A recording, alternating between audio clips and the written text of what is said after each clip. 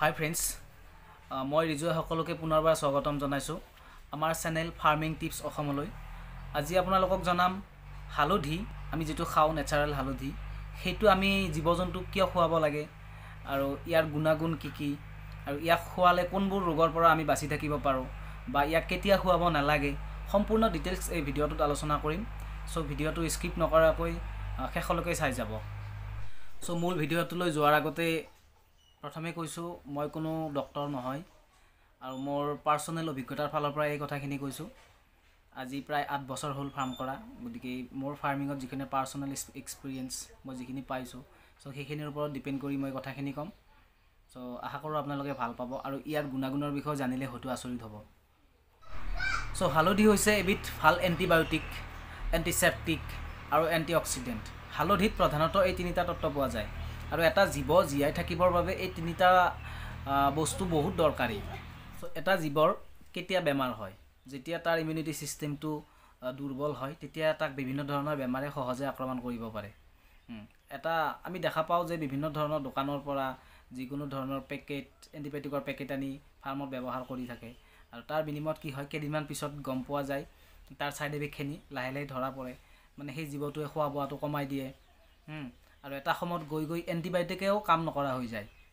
গতিকে বিভিন্ন ধৰণৰ ছাইড এফেক্ট থাকে এণ্টিবায়'টিকত। গতিকে সেইবাবে আমি সেইবোৰৰ পৰা বাচি থাকি যদি আমি নেচাৰেলিভাৱে এটা এণ্টিবায়'টিকৰ ব্যৱহাৰ কৰিব পাৰোঁ, তেতিয়াহ'লে আমাৰ ফাৰ্মখন নিশ্চিতভাৱে আগুৱাই যাব আৰু আমাৰ বিভিন্ন ধৰণৰ বেমাৰৰ পৰাও আমি হাত সাৰিব পাৰিম। আৰু এই হালধিয়ে হৈছে এবিধ ভাল এণ্টিবায়'টিক আৰু ইয়াৰ কোনো ধৰণৰ ছাইড এফেক্ট নাই। আৰু ইয়াক যদি আমি ব্যৱহাৰ কৰি থাকোঁ, তেতিয়াহ'লে তাৰ যিটো ইমিউনিটি ছিষ্টেম সেইটো ষ্ট্ৰং হ'ব আৰু সেইটো ষ্ট্ৰং হ'লে নিশ্চিতভাৱে তাৰ বেমাৰ আজাৰ কমকৈ হ'ব, কাৰণ হালধিত এণ্টিঅক্সিডেণ্ট থাকে আৰু সেইবাবেই তাৰ ইমিউনিটি ছিষ্টেমটো ষ্ট্ৰং হ'ব আৰু ষ্ট্ৰং হোৱাৰ পিছত আমাৰ বেমাৰ আজাৰ নিশ্চিতভাৱে কম হৈ যাব। এতিয়া আহক আমি বেমাৰৰ বিষয়ে আলোচনা কৰোঁ। এতিয়া ধৰক আপোনাৰ ছাগলীটোৱে খানা পিনা অকণমান কমাই দিছে বা সি খোৱা বোৱা কৰা নাই। বিভিন্ন ক্ষেত্ৰত দেখা যায় যে কেতিয়াবা মানে খোৱা বোৱাটো কমাই দিয়ে। তেতিয়া আপুনি কি কৰিব লাগে, 5 গ্ৰামমান হালধি আৰু ধৰক অকণমান গুড়, অকণমান মানে কি আৰু 10 গ্ৰামমান আৰু গুড় লৈ তাৰপিছত অকণমান গাখীৰ লৈ পেলাই যদি আপুনি 7 দিন খুৱাব পাৰে ৰাতিপুৱা, তেতিয়া তাৰ ৰুচি বাঢ়ি যাব, খোৱা বোৱা মানে পাচন তন্ত্ৰটো মজবুত হ'ব। তেতিয়া সি ভালদৰে খোৱা বোৱা কৰিব পাৰিব আৰু ইয়াৰ কোনো ধৰণৰ ছাইড এফেক্ট নাই। আৰু আপুনি আপোনাৰ গৰু বা ছাগলীজনীক মাজে সময়ে ডিৱৰ্মিং কৰায়, মানে পেলুৰ দৰৱ খুৱাই কৃমিমুক্ত কৰাৰ কাৰণে। হালধিৰ দ্বাৰাও আমি কৃমিমুক্ত কৰাব পাৰোঁ। কেনেকুৱাকৈ কৰিব, নিমপাত আৰু হালধি আপুনি যদি এটা ৰেগুলাৰ হিচাপত দিব পাৰে, তেতিয়াহ'লেও আপুনি নেচাৰেলিভাৱে তাক কৃমি কণ্ট্ৰলত ৰাখিব পৰা যায়। এক্সট্ৰাকৈ আমি ডিৱৰ্মিং কৰাব নালাগে, কাৰণ নিমপাতৰ দ্বাৰাও আমি ডিৱৰ্মিং কৰাব পাৰোঁ। হালধি আৰু নিমপাত লৈ পেলাই যদি মাজে সময়ে খুৱাই থাকিব পাৰোঁ, তেতিয়াহ'লেও নেচাৰেল ডিৱৰ্মিং হৈ যায়, কাৰণ আমি এক্সট্ৰাকৈ আকৌ তাক লিভাৰ টনিক দিব লগা নহয়। আমি দেখা পাওঁ, আমি যদি আজি ডিৱৰ্মিং কৰোঁ, 2 দিন পিছত আমি বা এদিন পিছত আমি লিভাৰৰ ঔষধ খুৱাব লগা হয়, মানে লিভাৰ টনিক দিব লগা হয়। আৰু হালধিটো বা নিমপাতৰ দ্বাৰা যদি আমি কৰোঁ, তেতিয়াহ'লে এক্সট্ৰাকৈ আমি লিভাৰ টনিক দিব লগা নহয়, কাৰণ সি লিভাৰ টনিকৰ কামো কৰিব আৰু তাৰপিছত কৃমিবোৰ কণ্ট্ৰলত ৰাখিব পৰা যায় বা কৃমিৰ উপদ্ৰৱটো কমি যায়। আৰু আমি এনেকুৱাও দেখা পাওঁ কেতিয়াবা বা বিভিন্ন ধৰণৰ কটা চিঙা হয়। কটা চিঙা যদি হয়, আপুনি হালধি আৰু যিটো নাৰিকল তেল আছে সেইটো লৈ পেলাই যদি 3-4 দিনমান লগাই দিয়ে, সম্পূৰ্ণৰূপে ঘাঁহখিনি ভাল হৈ যায়, কাৰণ সেইটো এটা হালধি এটা এণ্টিছেপ্টিক হয়। গতিকে সোনকালে দূৰ হৈ যায়, সেই ঘাঁহখিনি শুকাই যায়। আৰু এতিয়া আহিছোঁ ইনফেকশ্যনৰ বিষয়ে। আপোনাৰ গৰু বা ছাগলীজনী কেতিয়াবা হয়তো ইনফেকশ্যনত আক্ৰান্ত হ'ব পাৰে। মানে ধৰক আজি গৰু বা ছাগলীজনী জগাৰ পিছত অকণমান দিগদাৰ হ'ল তাৰ গৰ্ভাশয় পৰাত বা অকণমান লেট কৰিলে বা বিভিন্ন ধৰণৰ প্ৰব্লেম হয়।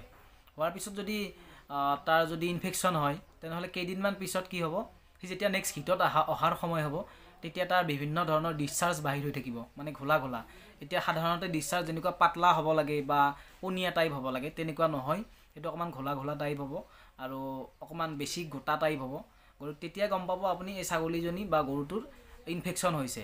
তেতিয়া আপুনি ইয়াৰ চিকিৎসা কেনেকৈ কৰিব, এটা ৰুটি, তাৰপিছত 2 চামুচমান হালধি ল'ব আৰু ৰুটিটোত ভালদৰে অকণমান ঘি বা সৰিয়হৰ তেল, ঘি থাকিলে ভাল, যদি পিয়ৰ খাটি ঘি হয় তেতিয়া ভাল হয় বেছি, আৰু যদি নাইও তেনেহ'লে আপুনি সৰিয়হৰ তেল 1 চামুচমান ভালদৰে ৰুটিটোত মিহলাই দিব। তাৰপিছত আপুনি 2 চামুচমান হালধি ল'ব। হালধি লৈ পেলাই আপুনি ভালদৰে তাক যদি ৰাতিপুৱা অন্ততঃ 10 দিন যদি খুৱাব পাৰে তেনেহ'লে সম্পূৰ্ণৰূপে সেই ভিতৰৰ ইনফেকশ্যন দূৰ হৈ যাব।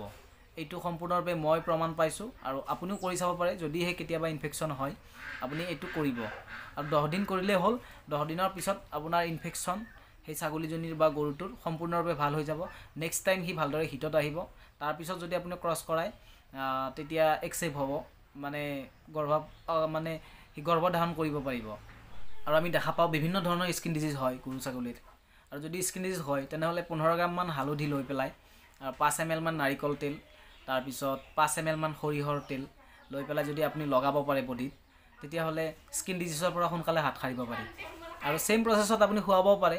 আৰু খুৱালে কি হ'ব, যিহেতু তেলত ওমেগা 3 নামৰ এবিধ তত্ত্ব পোৱা যায়, সেইবাবে সেইবোৰ ভিতৰলৈ গৈ সেই স্কিন ডিজিজ হোৱাৰ পৰা গৰুটোক বা ছাগলীজনীক ৰক্ষা কৰিব পাৰিব। আৰু গৰু ছাগলীৰ আটাইতকৈ এটা ডাঙৰ বেমাৰ বুলি ক'ব লাগিব থানিলা, মানে থানৰ প্ৰব্লেম হয়। আৰু এই যদি প্ৰব্লেমটো হয় তেতিয়াহ'লে মানে ইয়াৰ চিকিৎসা একেবাৰে ভাল চিকিৎসা নাই বুলি ক'ব পাৰি, কাৰণ ভাল প্ৰায় নহয়েই মই যিমান দূৰ জানো। আৰু গতিকে এইটোৰ পৰা বাচি থাকিবৰ বাবে আমি আগতীয়াকৈ হালধিৰ ব্যৱহাৰ কৰি থাকিব লাগে। আপুনি ধৰক আজি ছাগলীজনী বা জাগিলে বা গৰুজনী জাগিলে, আজিৰ পৰা 15 দিন আগৰ পৰাই যদি আমি হালধি ব্যৱহাৰ কৰি থাকোঁ ৰেগুলাৰলিভাৱে, তেতিয়াহ'লে এই থানেলা বেমাৰ হোৱাৰ পৰা বাচি থাকিব পৰা যায়। আৰু যদি থানেলা বেমাৰ লাহে লাহে হ'বলৈ ধৰিছে তেতিয়াহ'লে আপুনি হালধি আৰু তাল মিশ্ৰিৰ লগত যদি আমি ৰেগুলাৰভাৱে কেইদিনমান 10-15 দিনমান যদি খুৱাব পাৰোঁ তেনেহ'লে এই থানেলা হোৱাৰ পৰা বাচি থাকিব পাৰি। আৰু আপোনাৰ গৰু বা ছাগলীজনী যদি আজি হিটত আহিছে, আজিৰ পৰা অন্ততঃ 15 দিনমান আপুনি হালধি নোখোৱাব পাৰিলে, কাৰণ হালধিৰ তাচিৰটো যিহেতু গৰম হয়, গতিকে নেক্সট আকৌ সি হিটত আহিব পাৰে। গতিকে প্ৰথম মাহৰ 15 দিনমান আপোনালোকে খোৱা বোৱাৰ পৰা অকণমান দূৰত থাকিব। তাৰপিছত আপুনি যিকোনো সময়ত বঢ়িয়াকৈ খুৱাব পাৰে। এটা ৰুল ৰেগুলেশ্যন মানি পেলাই মাহটোত অন্ততঃ 10 দিন যদি খুৱায় তেনেহ'লে বিভিন্ন ধৰণৰ বেমাৰ আজাৰৰ পৰা আপোনাৰ ফাৰ্মখন বাচি থাকিব পাৰিব, বা আপোনাৰ গৰু বা ছাগলীজনী ভালদৰে বাচি থাকিব পাৰিব। অন্ততঃ আজি যদি আপুনি ছাগলীজনীক ক্ৰছ কৰায় তেনেহ'লে 15 দিন আপুনি হালধিৰ পৰা অকণমান দূৰত থাকিব।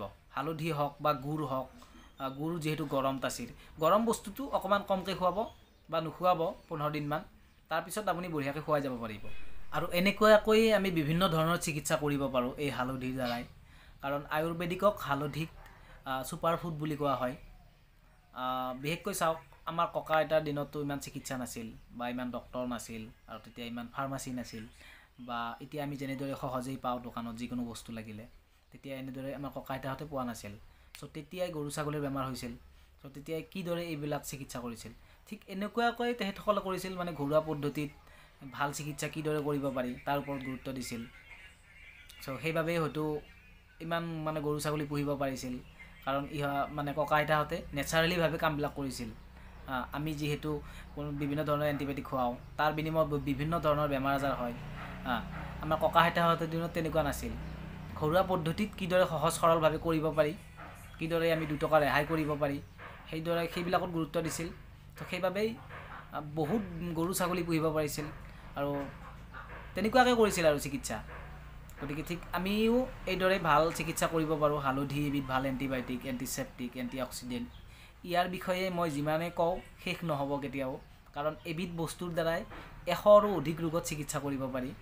গতিকে এনেকুৱা বিভিন্ন ধৰণৰ আমাৰ ঘৰৰ আশে পাশে বিভিন্ন ধৰণৰ গছ গছনি আছে বা নেচাৰেলিভাৱে পোৱা মেডিচিন আছে, সেইবিলাক ব্যৱহাৰ কৰিও আমি গৰু ছাগলীজনীক বা জীৱ জন্তুটোক ভালদৰে বচাই ৰাখিব পাৰোঁ বা ভাল চিকিৎসা কৰিব পাৰোঁ।